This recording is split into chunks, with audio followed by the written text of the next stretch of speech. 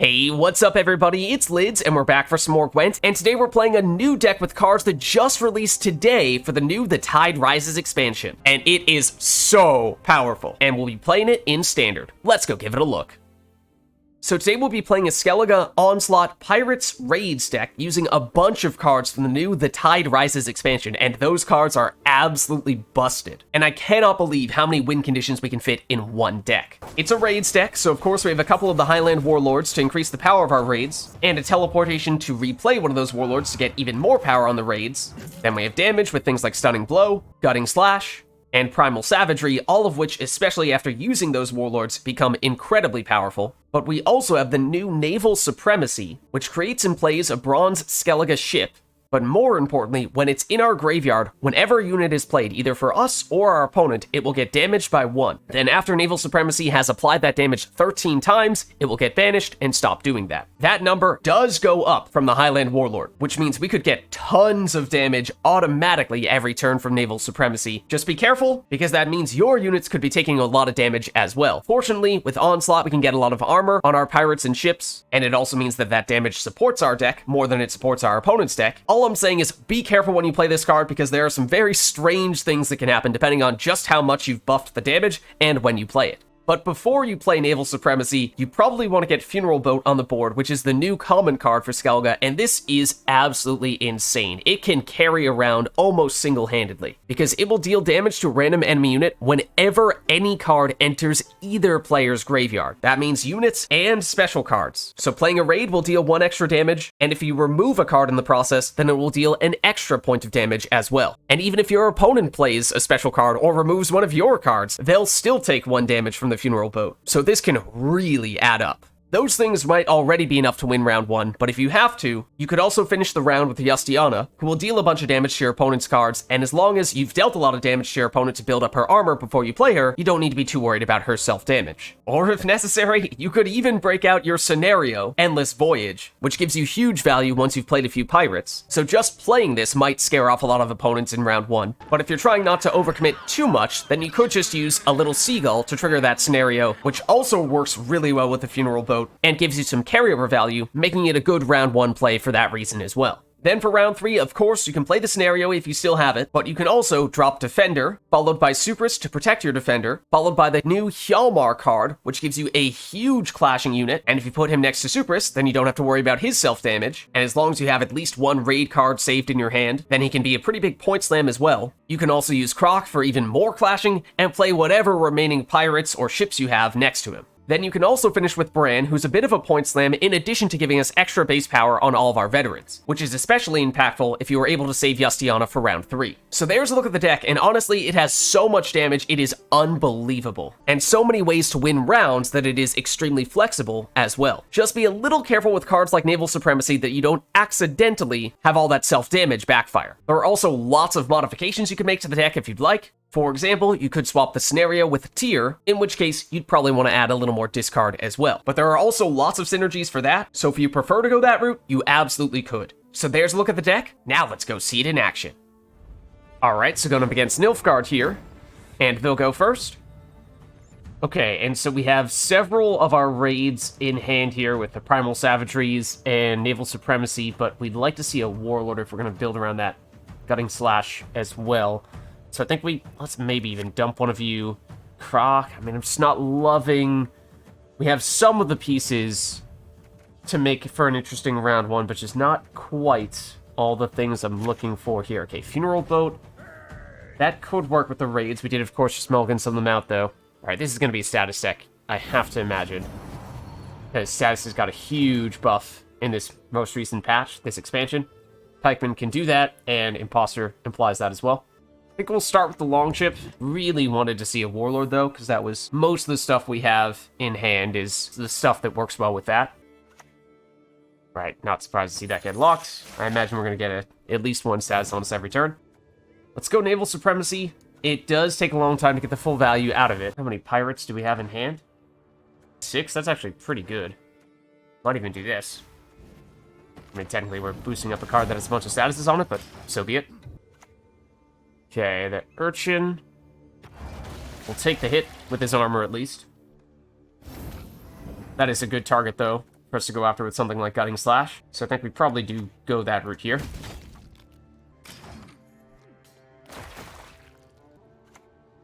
Alright, Thirsty Dame is going to be a huge engine for them.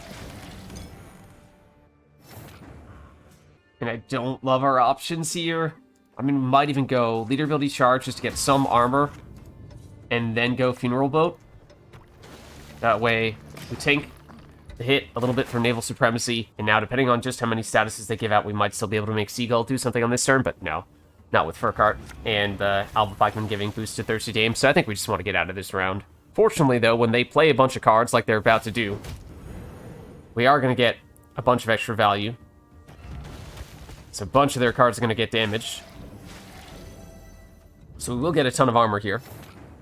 Could even play a Seagull, hit 1, 2, and I guess 3, which is decent, but not amazing value. We could have even used our scenario in round 1 if we drew into that, but obviously we didn't see that either. This gives us some carryover potential, and then if they were to pass, we could potentially even go with another Seagull and remove Furcart, which might just barely be enough, or if we use the Leader Ability Charge, that might be sufficient. So, alright, let's do this. I don't love it,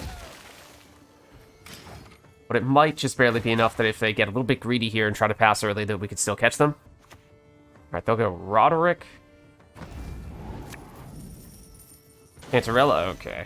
Well, I mean, the damage actually... Oh, you've gotta be kidding me. The Naval Supremacy does reduce the number of points that the spies have when they go on our side of the board, which does mean that he's actually helping them a little bit in that sense. But there is the Funeral Boat doing a lot of work for us, even on their turn. Technically, the Seagulls come out and they have statuses, which does support Thirsty Dame, unfortunately. We will, however, have a couple cards go into our graveyard at the end of our turn, which means Funeral Boat will get a little bit more damage, and Seagull can put more cards into our graveyard as well here. So I do actually kind of like this. I just hate the Thirsty Dame, man. With the Seagull giving it boosts. Alright, Vanamar, yeah, that's, as I said, boosting up the card with a bunch of statuses on it. I wasn't thrilled about that. And that's one of the reasons we are going to get another card going into our graveyard at the end of this turn. And at this point, Yustianna, I mean, obviously, as a veteran card, you'd usually like to save her for pretty late in the match, but she does have enough armor to tank the hit. So that actually is kind of tempting. If we were to do that, that'd probably have to be our last play. So, sure, we'll give it a shot here.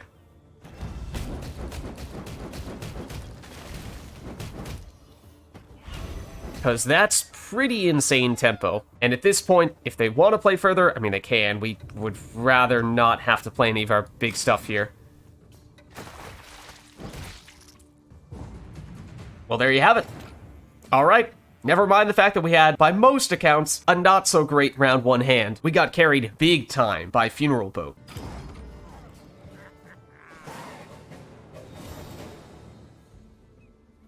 Not only that, we won on even here, so we could either push for the 2-0, or we could dry pass and be a card up in round 3, giving us double last say. Still not loving all these raids when we don't have a lot of our raid support cards.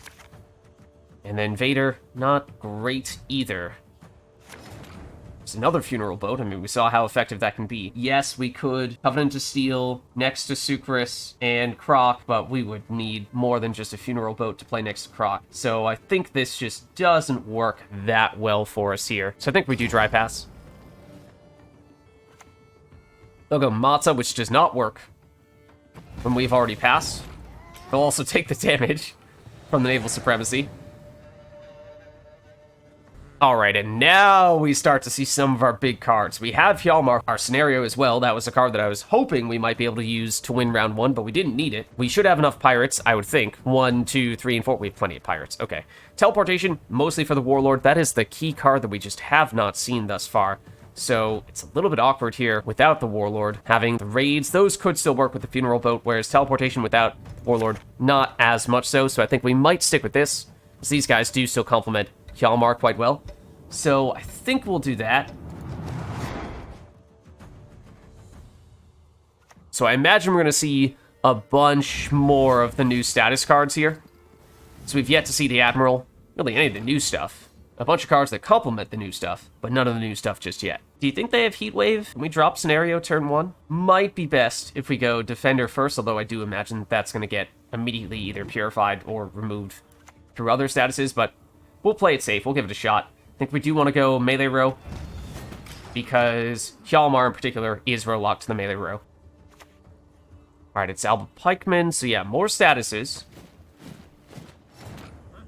Now, I think we probably do, if we want to play it slow and safe, Sukrus would usually be what you'd put here. Keep your defender free from taking damage. I mean, at 10 armor, obviously, that's pretty huge as well. But they're going to try to bleed through him or remove him with poison if they do have other statuses, which I imagine they do. But I think we do this because, at the very least, what it does is it sets us up for safer Hjalmar clash on our next turn, although technically we probably should play our scenario pretty darn soon as well. Okay, there's the purification. Sure. So that's obviously another way to deal with the defender.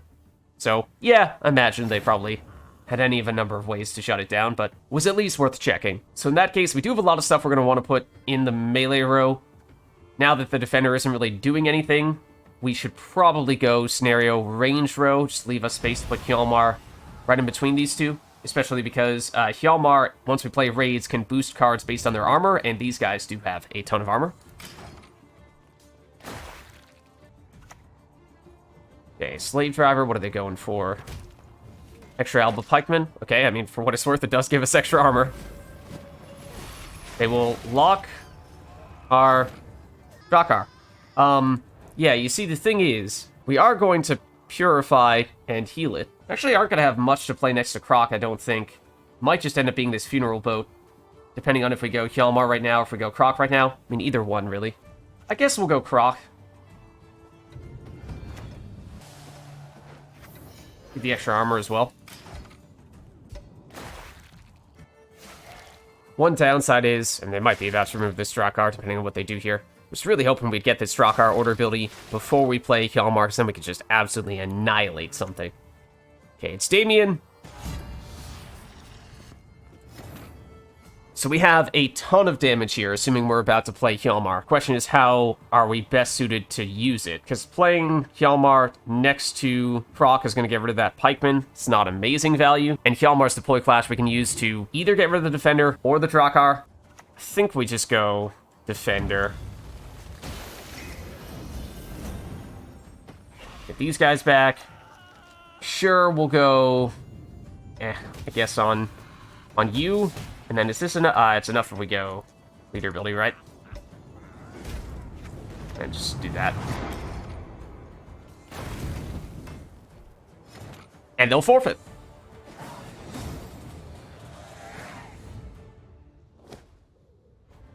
Alright, so gonna play in Scoia'tael here. And they'll go first. Okay, so let's see. We have Hjalmar, we'd probably like to save as our round 3 win condition. Crach, who could be a round 3 card as well, but could also be round 1 if necessary. Yustianna, we definitely want to save. We have several, at least a couple of raids. 3 if you include Naval Supremacy. We have the Funeral Boat. Seagull potentially has some carryover. Longship could be something we play early as well.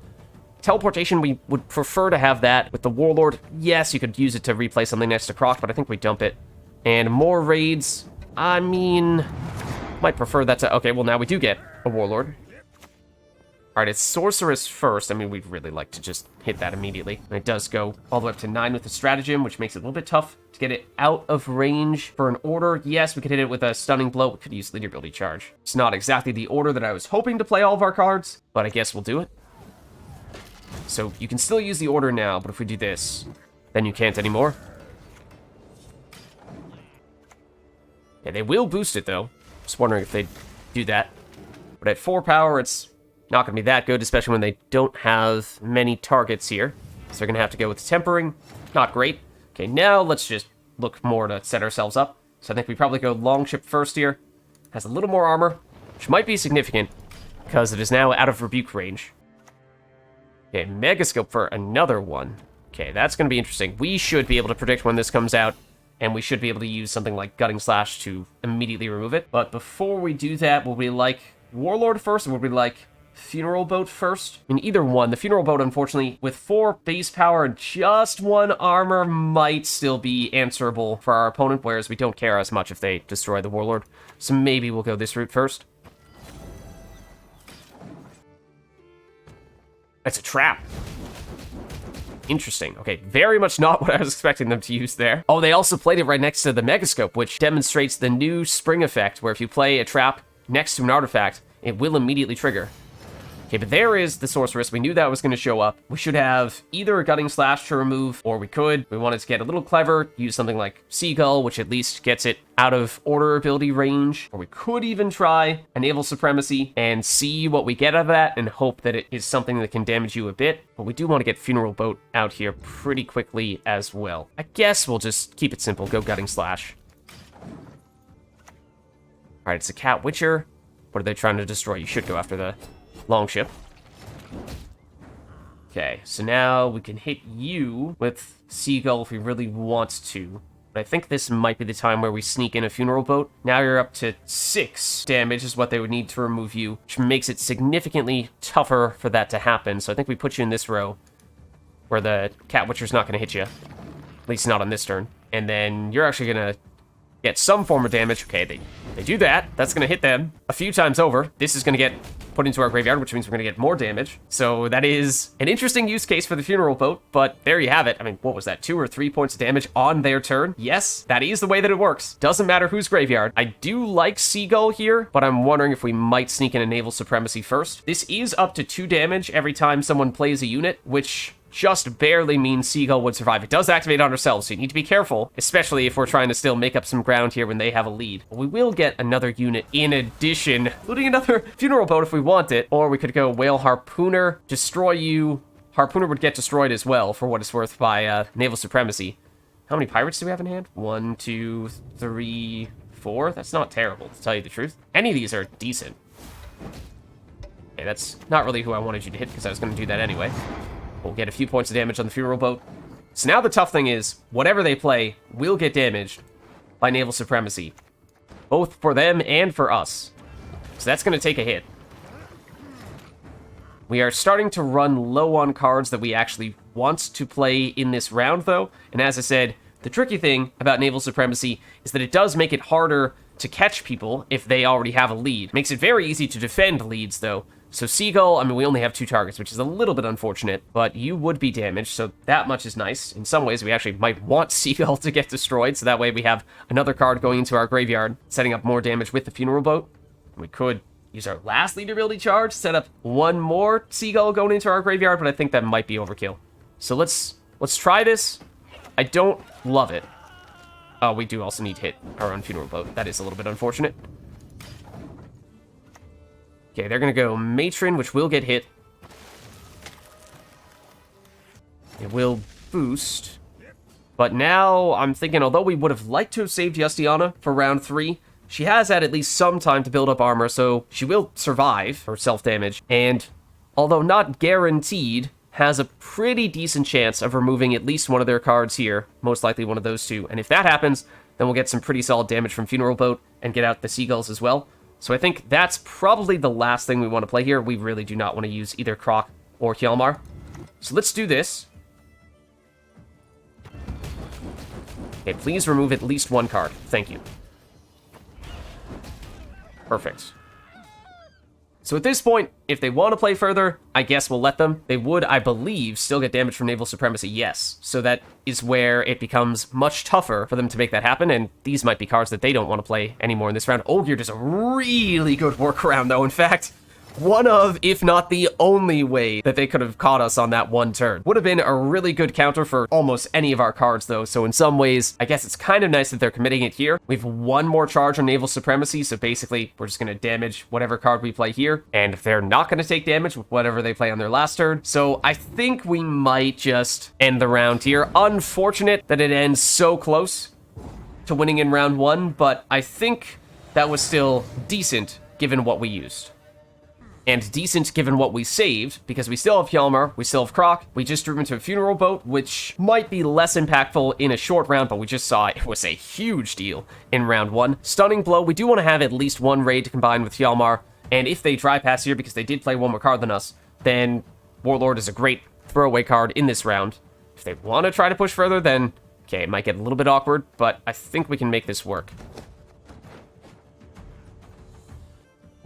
Okay, they will dry pass, so yes, let's definitely use the Warlord now. And for what it's worth, we did still have Naval Supremacy activating here. That was the last charge, so that's the other reason why winning round 1 with Naval Supremacy still in your graveyard can be really impactful, because if you played a whole bunch of Warlords, your opponent might think they have a free throwaway card if you try pass in round 2, only to have it actually get removed by Naval Supremacy, which might win you a match or two from that alone. Fortunately, the Warlord still was able to survive that damage, so not a huge deal, and he does still give us the carryover. Alright, so now we draw into several more raids. 4 points of damage on the Primal Savageries. I'm not quite sure that's going to be enough to be all that useful against Invigourate, because with their hand buff, they might be able to get things out of removal range for this, so I'm not thrilled about it. But the Invader, I mean, it is a card we can play next to Crach, which, with 8 base power, is maybe not a terrible thing. I mean, the Savagery, if we at least get a unit damage, gives us a little more armor. I think we gotta get rid of... Yeah, okay. That's definitely better. That's definitely better. And as long as we have one raid, I think we can still make Hjalmar work, so I think we still dump you. Okay, but the teleportation is unfortunate. That's a card we would like to have saved for the Warlord specifically. Yes, we can use it to replay the Invader next to Crach, assuming that you survive that clash, but we'll see how that plays out. We definitely want to play Scenario fairly early here, because we only have, what, 3 pirates in hand? So we don't have a lot of flexibility in that sense.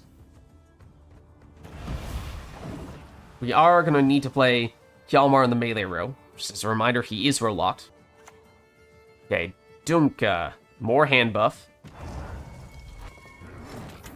And a card that we would like to answer fairly quickly. Unfortunately, that fail means that the Drakkar can't do much against her. We do have enough damage to immediately remove with Stunning Blow, although we really don't want to use this just yet, because that would mean that we don't have any raids for Hjalmar. So I think it might just need to be Crach on this turn.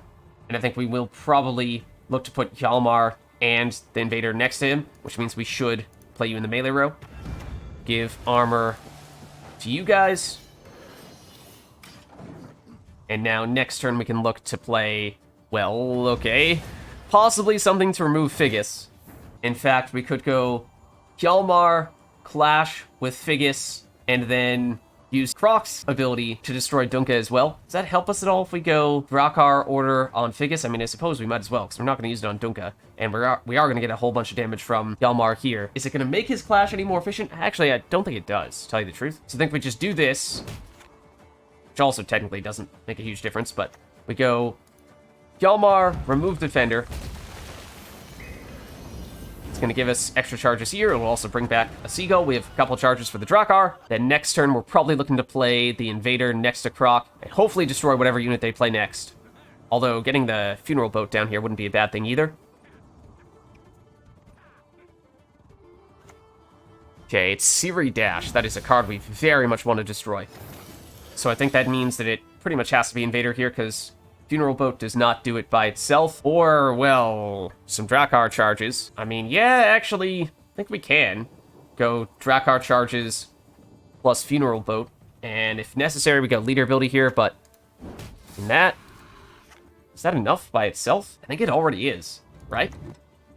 It does mean we're going to lose Funeral Boat, doesn't it? Just a bit unfortunate. So I guess in that sense, you could make a case for having this be Invader. All right, yeah, I guess we'll make it Invader.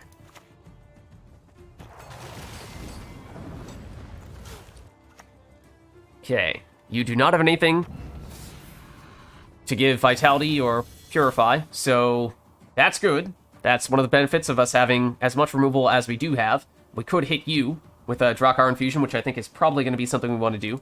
And we could either go Teleportation on the Invader, or we could make this a Funeral Boat turn. We would, once again, lose Funeral Boat if we were to do that, which is a bit unfortunate. Although, if we do this first, then go with that, you're now down to 8. If we go Leader ability, which we might even want to do, does that make you possible for Funeral Boat to destroy while still staying alive? Now that is possible. So I think we do that. I would have given extra damage from the funeral boat, but they didn't have anything to take the damage, so I suppose it's not a huge factor there. But now we can teleportation on the invader on our next turn, next to Crach. But they might have just rage quit. Yup, looks like they did, so we'll take the win. Alright, so going to begin Scoia'tael here, and we'll go first. Alright, so we have a Warlord, a Funeral Boat, and at least a few raids. Even a Seagull could be useful in round 1. Bran, Hjalmar, Sukrus, all cards we'd probably like to save for round 3. Let's get rid of the Invader. Don't really need that right now. Crach, another card that is great, but another card we'd like to save for round 3. So if this round goes long, we could be in a little bit of trouble with all these cards that we're trying to save. So I'm not thrilled about that aspect. We could play Crach in round 1 if we really had to, but yeah, no, the timing of that's still going to be pretty awkward. So I think we're going to take our chances here. And for the leadoff card, we'd probably go Warlord, right? And technically, with Precision Strike, they could remove him right now if they wanted to. Okay, it's a Sword Master. Well, that's not so bad. So we definitely have the damage to remove that. It might be more so a question of do we get a little bit greedy here and try to sneak in something like a Funeral Boat, although with 4 power and no armor yet, that's a little bit scary. So we could go Gutting Slash and just remove you immediately. That's probably what we should do. Okay, Furnace Seal's Commando. Unfortunately, just out of Primal Savagery range. And I'm not loving using a Stunning Blow there. That feels like that's pretty overkill. So what I might do here is, as much as I would love to have Funeral Boat, well, you know what? We'll hit with a Leader Ability Charge. Potentially overkill, yes. But we go Funeral Boat, it's a little bit safer now with 1 armor. And now we go Mask of Ouroboros. We'll draw into his Stunning Blow, I think that's fine. We'll discard the Seagull. That's a card going into our graveyard, that means we'll get damage. And because we destroyed a unit, we'll get the Seagull out. Okay, Double Thunder Archer. Unfortunately, we do have a bunch of small units there. So yeah, that was a pretty decent option for them. However, speaking of small units, that Deadeye is a great target for Primal Savagery, which I think we probably go for here. And you could even make a case for deliberately going for the Archer just so that we can get 1 more proc on Bran. Obviously, it's worth 1 less point in this round, but maybe that is worth doing because this Deadeye is probably not going to be doing much, especially not after it takes some extra damage from the Funeral Boat as well. Alright, and they'll pass there. And that's fine for us, because that means we do get to hold on to some of the big cards that we want to save for round 3.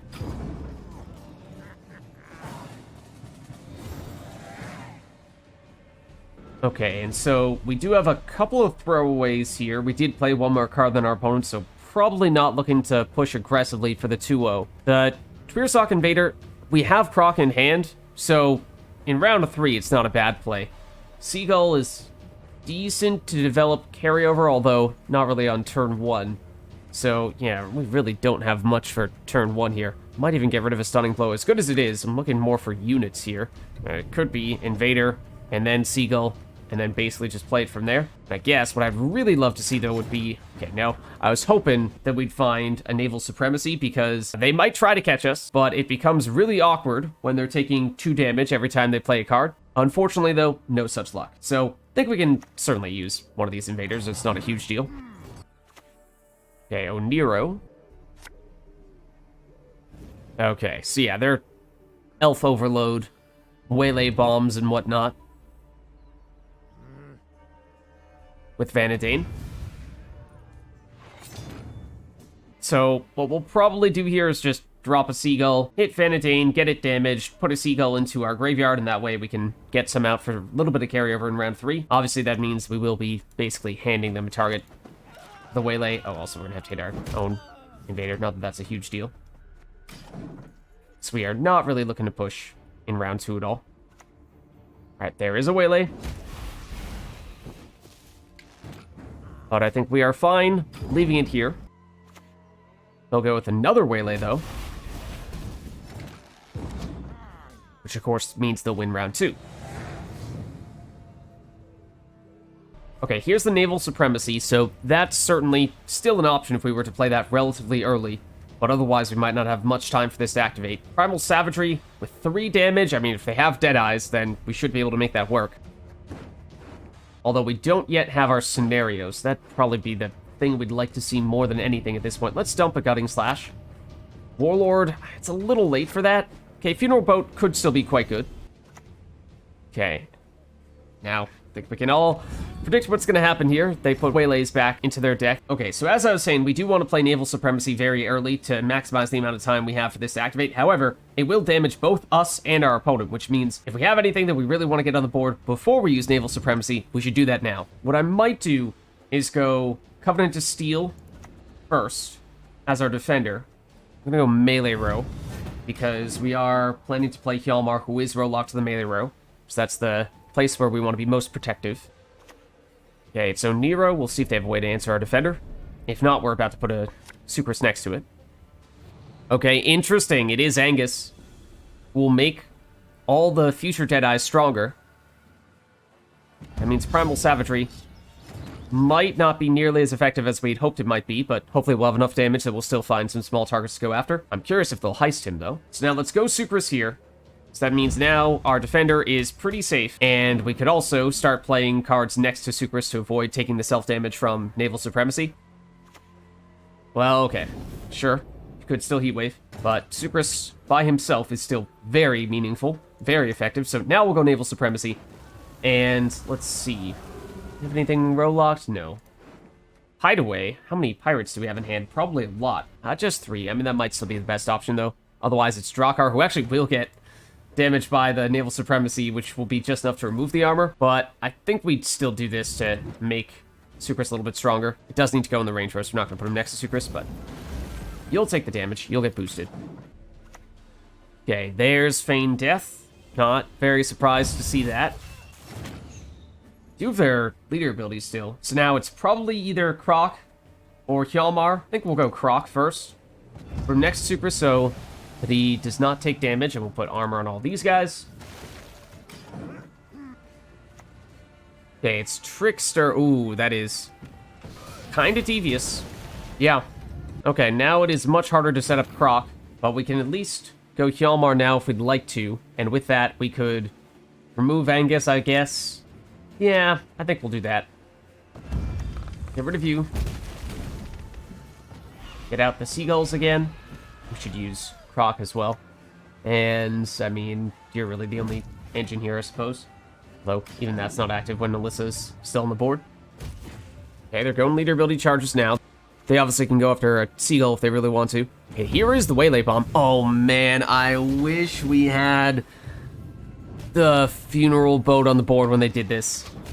Because it could have been so devastating how much damage we had when they did this. They also rushed, I think, and tried hitting Hjalmar, who is still defended by Sukrus. They did get a whole bunch of Deadeyes on the board, of course. We knew that was going to end up happening. Unfortunately, we lose Crach, but I think this is probably a good indication that we really should get the Funeral Boat out here as soon as possible. And although we can't put him next to Crach, so won't be able to clash with anything, does still benefit for being next to Hjalmar, and unfortunately the no more armor on Sukrus means no more boost from Hjalmar when we play our next raid, but can still happen with you. How many charges? We have 1 charge left on the Naval Supremacy. Okay. Okay, Commando. They still have Alyssa, which is bricking that. Yeah, that's where the leader ability comes in. As I said, they had obvious targets with the Seagull.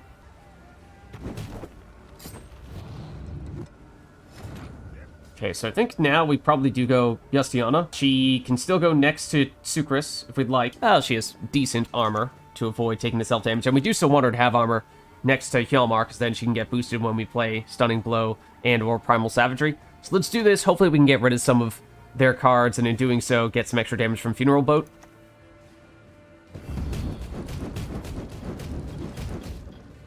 Okay, and, well, we did exactly the opposite of what I was just hoping would happen. Not a single card destroyed. That's kind of incredible. We could go Onslaught here to remove something, but... Okay, it's a Archer that can destroy this. Or that. That works too, I suppose. Alright, so now let's go Primal Savagery, and we'll hit one of their 2s. I think it'll probably be the Archer here, or a Commando. And we'll get some nice boosts there, and extra damage from the Funeral Boat as well. Okay, it's Vernaseal. They'll get a big chunk of damage there. Now we'll go Stunning Blow, and, I mean, Vernaseal is their biggest card, isn't it? I think so. So might as well do that. Get some extra damage from Funeral Boat once again. Get another boost from Hjalmar on Yustianna. 7 points every time we play a raid, which is pretty sweet. King Bran will be our finisher. He's a decent finisher, but probably not amazing at that. I assume they're about to use Isengrim, so removing one more of their elves could be useful. So why don't we get rid of either one of you, or... Yeah, I mean, we could go for the overkill damage to give Bran another boost, but it's probably unnecessary. Yeah, it is Isengrim. It's going to be a big finisher. Means we are exactly tied, but of course we do have our own finisher with King Bran. So we'll be fine. So there's a look at a Skellige deck using new cards from the Gwent The Tide Rises expansion. Let me know what you think about the new cards and the deck, and thank you all for watching. I'll catch you next time.